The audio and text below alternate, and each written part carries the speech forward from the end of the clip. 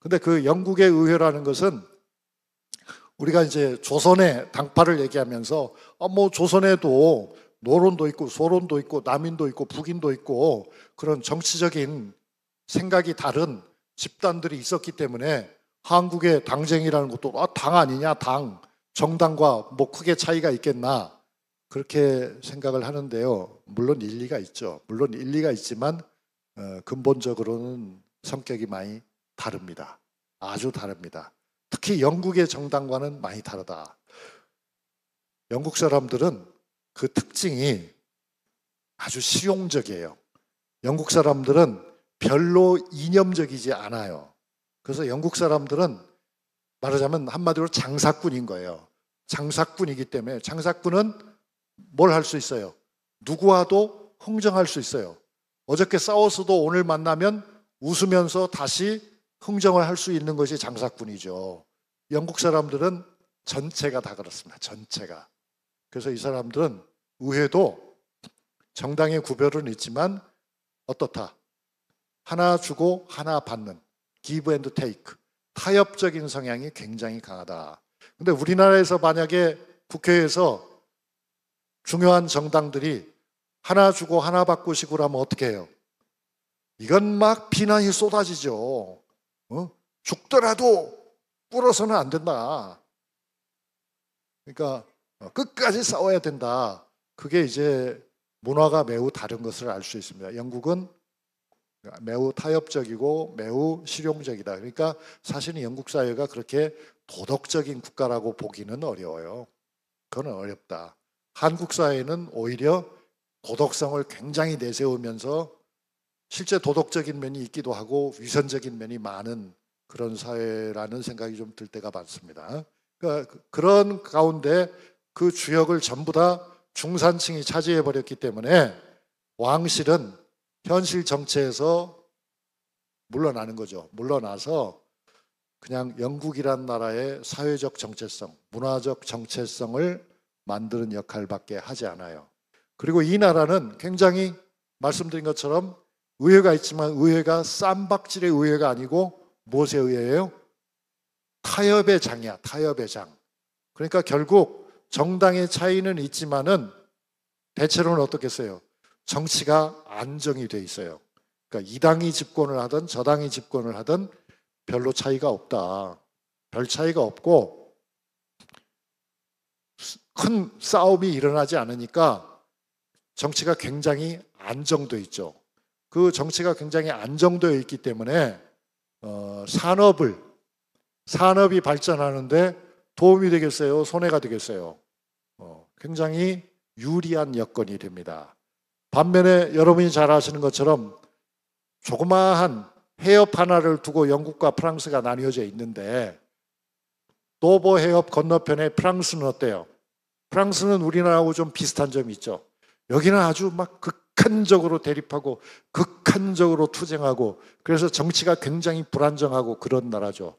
프랑스는 최근에도 보면 어떻습니까? 지금 마크롱 대통령이 강권을 발동해가지고 연금 주는 나이를 62세에서 64세로 조정을 하려고 해요. 지금 그렇게 마크롱은 아주 결심을 해서 그렇게 했어요. 어떻게 하고 있어요? 막 수많은 반대가 일어난다. 지난 노동절에도 뭐 수십만 명이 막 항의 데모를 하고 그래요. 영국 같으면 그런 풍경이 있다 없다? 영국에는 그런 풍경이 없다. 거의 없다. 독일 같으면 어떨까요? 지금의 독일은 정치적으로 굉장히 안정되어 있지만 과거의 독일은 아주 정치적으로 요란했던 혼란이 심했던 그런 나라거든요. 그래서 이제 연구자들 중에는 그런 이야기를 하는 사람들도 많이 있어요. 프랑스가 만약에 그러니까 프랑스가 프랑스 혁명을 통해서 세계사에 기여한 것은 움직일 수 없는 부정할 수 없는 사실이지만 프랑스 혁명 이후에 프랑스의 정치는 수십 년 동안 아주 난투극을 벌이는 살벌한 투쟁의 장이었거든요. 그래서 그 기간을 사실은 프랑스는 경제적인 의미로 보면 군사적인 의미로 보면 어떻겠어요? 잃어버린 시간이었어요. 그리고 바로 그 시간이 영국이 도약하는 시간이었거든요. 그래서 이런 정치적 안정이라고 하는 것이 실은 매우 중요할 수 있다. 근데 우리나라는 어떤 것 같아요, 여러분? 제가 보기에는 아주 소모적이고 불필요한 정쟁이 많이 연출되는 나라인 것 같다는 생각이 들어요. 그러니까 제가 이렇게 말하는 걸 오해하시면 안 됩니다. 그러니까 우리도 매사에 타협적이고 매사에 실용적으로 해야 된다. 제가 그런 뜻으로 말씀드리는 게 아니고, 우리의 고민은 뭐냐면 아주 상식적인 집단과 아주 몰상식한 집단이 양대 세력을 이루고 있을 때가 우리는 많다는 거죠. 그러니까 그럴 때는 어쩔 수 없이 타협할 수가 없고 싸울 수밖에 없는 그런 상황이 벌어지는 것 같습니다. 지금의 이제 윤석열 정부 같은 경우도 과거의 박근혜 정권 같은 경우도 거기에 해당이 된다는 생각을 합니다. 이거는 타협을 하고 싶어도 타협을 할 수가 없는 근본적으로 참 안타까운 일입니다. 영국의 의회 정치를 말하고 있습니다.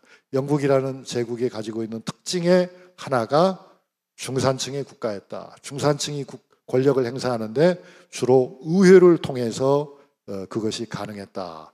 그러면 영국의 의회는 모델이 있었을 거 아니냐. 그 모델은 뭐였냐? 이것은 이제 고대 그리스 로마의 전통입니다. 그러니까 고대 그리스와 고대 로마는 본래는 왕국이었지만 역시 중산층이 성장하면서 상인과 수공업자들이 성장하면서 지식인들이 발언권을 갖게 되면서 또 그들이 상인과 수공업자들과 절대로 분리되지 않는 하나의 세력이라고 하는 그런 특징 때문에 그들은 결국 의회라고 하는 기구를 만들었거든요. 그리고 그 기구는 양원제로 유지가 됐어요. 하나는 상원, 또 다른 하나는 하원. 우리가 말하는 진정한 의미에서 국회는 하원, 그리고 상원은 뭐예요? 이거는 이제 성직자, 귀족들의 집합체가 바로 상원에 해당이 됐고요. 영국은 여전히 그렇습니다. 유럽과 미국에서도 이런 의회 정치 하면 대개 상원과 하원이 양원제죠.